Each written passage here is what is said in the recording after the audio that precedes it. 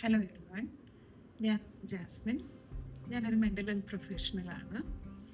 ഈ ഒരു സ്പേസിൽ മാനസിക ആരോഗ്യത്തെക്കുറിച്ച് സംസാരിക്കാനാണ് നമ്മളിവിടെ വന്നിരിക്കുന്നത്. This is A space four conversations on mental health. മാനസിക ആരോഗ്യം അല്ലെങ്കിൽ മനസ്സ് എന്നൊക്കെ പറയുമ്പോൾ ഓരോരുത്തർക്കും ഓരോ രീതിയിലുള്ള ചിന്തകളായിരിക്കും. കുറെ കാലങ്ങളായിട്ട് മാനസിക ആരോഗ്യത്തിന് മുൻതൂക്കം കൊടുക്കുന്ന ഒരു പ്രവണത നമ്മളുടെ സമൂഹത്തിലുണ്ട്. മനസ്സ് എന്നുള്ള ഒരു സങ്കല്പം വളരെ പണ്ട് മുതലേ ഉള്ള സങ്കല്പം തന്നെയാണ്. നമ്മുടെ ഭാഷയുടെ ഭാഗമായിട്ട് ഉരുത്തിരിഞ്ഞു വന്നിട്ടുള്ള ഒരു സങ്കല്പം കൂടെയാണത്.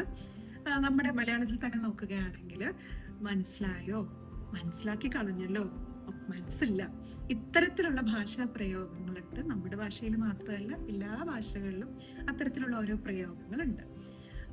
മനസ്സ് എന്നുള്ളത് എവിടെയോ ഇരിക്കുന്ന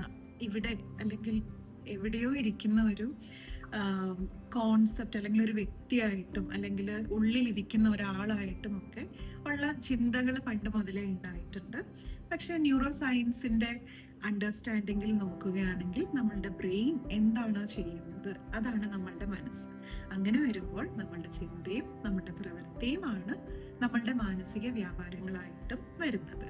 സോ ഇവിടുത്തെ ഈ ഒരു സെഗ്മെന്റിൽ അല്ലെങ്കിൽ ഈ ഒരു സ്പേസിൽ നമ്മൾ മാനസിക ആരോഗ്യവുമായി ബന്ധപ്പെട്ട് നമ്മളുടെ ഓരോരുത്തരുടെയും ചിന്തയും പ്രവൃത്തിയും പെരുമാറ്റ രീതികളും ഒക്കെ ആയി ബന്ധപ്പെട്ട കാര്യങ്ങളാണ് സംസാരിക്കാനായിട്ട് പോകുന്നത്.